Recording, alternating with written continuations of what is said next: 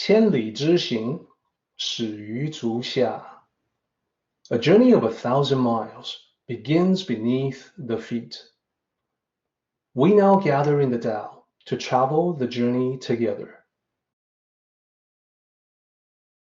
Welcome to Tao Talks with Derek Lin, where we take a deep dive into the Daodejing by Lao Zi. I would like to invite you to center your thoughts and direct your attention to this moment in time, to the here and now. To be fully present and mindfully aware as we all ready ourselves for this sacred process of the Tao. Here's how the story goes. It's a very simple short story. It says, once upon a time in ancient China, there was a man who lived by a river. He had a group of friends and he met with them every now and then, to socialize, to get together, to drink wine, to talk about whatever comes to mind, right? It was something that he looked forward to. So one day, he had another one of these gatherings, and this time the location for the gathering was a tavern across the river. It was on the opposite side of the river from where he lived. So he took his small boat, he crossed the river to the other side and met his friends. So they talked, they laughed for a few hours. Everyone had a good time. At the end of the evening, he said goodbye to all his friends and he stumbled his way back to his boat. He was stumbling because he had a little too much to drink. And he thought that too. He thought, yeah, maybe I drank a little too much, but it's okay, he thought. He figured he would get back to his home soon enough. It was not difficult to cross the river to the other side. Then in his home, he could just sleep it off. So no problem, right? So he got into his boat. He rowed his boat and rowed and rowed and rowed for what seemed like hours until finally he reached the other side, his side of the river. He felt very tired. He thought, I'm just going to rest for a moment and then I'll walk to my home. But as soon as he closed his eyes, he immediately fell into a deep, drunken sleep. He was more drunk than he thought. He did not wake up until dawn, until the break of dawn. He saw the light of day, and then he realized he slept the entire night in his boat. So he rubbed his eyes, he got up, he looked around, and was surprised because he was still on the other side of the river where the tavern was.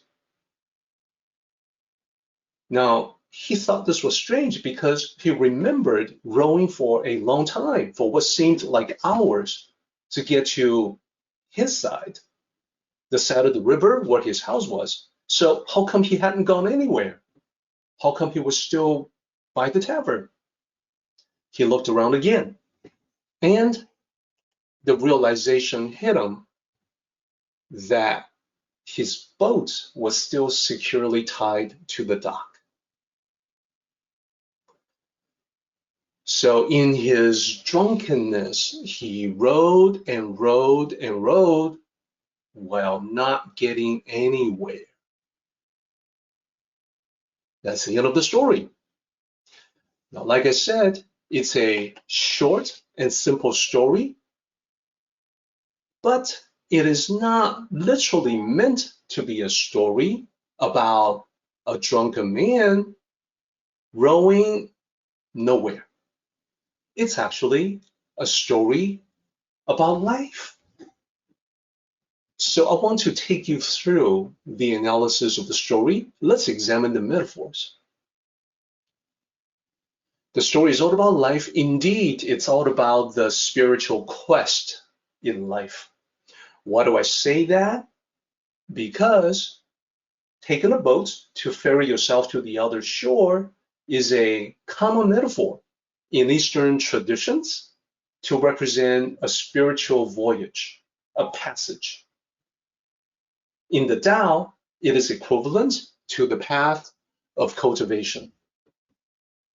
Being drunk, the drunk in the story, the drunkenness represents being unaware, as if sleepwalking through life. In the previous table, you saw that is represented in different ways. That in the Tao, it is said that people are confused because they don't understand the Tao. In Buddhism, it is said that people are asleep. Here, it is kind of a combination of the two, drunken sleep. But initially, just being drunk was being unaware. Unaware of what? Well, unaware that he wasn't getting anywhere with all the rowing. Unaware that his boat was still securely tied to the dock. Now, what about the ropes tying him down? What is that? So, as I said, taking the boat to the other shore represents Tao cultivation, the spiritual quest, and we represent that with this image moving toward enlightenment. Now, he wasn't getting anywhere in the story, and that's because the ropes represent attachments, attachments that tie you down. I'm going to explain the word attachment to make sure that we are clear on that. But the ropes, attachments holding you back, these are the primary imageries or metaphors in the story. Attachments specifically means something that persists in your mind that you cannot let go. So let me explain. I have often heard people say things like, well, I'm very attached to my kids. I'm attached to my family. I'm attached to my loved ones. I'm attached to my friends. And I remember when a friend of mine said that to me, I explained to him that, well, it's actually because of the limitation of language that we have to use the word attachment. So when I say that attachment is about this thing that's persisting in your mind that you cannot let go, I'm not talking about the love that exists in your life. If you think about what this friend of mine said, I'm very attached to my kids. Yeah, I understand he loves his kids, but it is not so that he is unable to let his kids go, in the sense that his kids will grow up, become young adults, and then enter society. At some point, he knows as a parent that he's going to have to let his kids go to live their own lives. Whereas the mental states like arrogance, delusional, these are things that can stick around for a long time. So, bottom line, when we talk about attachments, we're not referring to emotional connections with loved ones. We're talking about a desiring state that verges on obsessive behavior. So one would not say, a healthy person, mentally healthy person would not say, I am obsessed with my kids. I am obsessed with my loved ones, etc. Obsession, we recognize, is unhealthy. We're using the word attachment in that same negative connotation. I want to make sure that's clear. As an example, imagine that someone is practicing the virtue of compassion, kindness, and generosity. Perhaps this person is volunteering at the soup kitchen to feed the poor. How cool is that? Perhaps this person gives a lot of money to charity. That's great too. These activities, if they flow naturally from the heart, will be great merit, great virtue in the Tao. But the hidden agenda may be there as well, and the hidden agenda may be to gratify the ego. I think we have all seen examples of people who do good things to be able to showcase themselves, to virtue signal, look how great I am, to make sure everybody sees how good, wealthy, generous you are, to polish up your public image. Well, when that is the case, the ropes are tied to the dock. You can do a lot of rowing, a lot of quote unquote good work, feeding the poor, giving money to charity, and not move an inch in terms of spiritual cultivation. Hopefully that makes sense to everybody. So in the story, because this is all about the spiritual journey, when the man in the story, the drunk, wakes up in his boat and sees that the ropes are still tied to the docks, well, that moment of waking up is becoming aware of attachments. It's a little bit different from the waking up in the Buddhist context of becoming enlightened. It's a little bit of enlightenment is to be aware that you are still attached.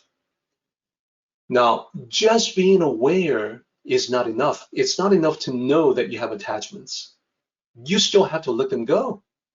That's represented, if we extend the story, it's represented in untying the ropes to free the boat so the boat can go someplace.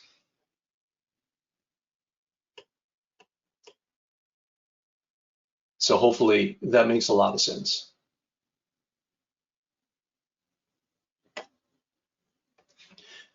So now that you have heard the story, you can see the possibility of someone doing a lot and yet not move an inch in terms of spiritual cultivation. If you do see someone like that, someone who has not been able to elevate himself spiritually, well, it can very well be that the ropes are not yet untied. There's still some kind of binding attachment holding this person back. We're going to be using this idea, this concept, to apply to the rest of this chapter.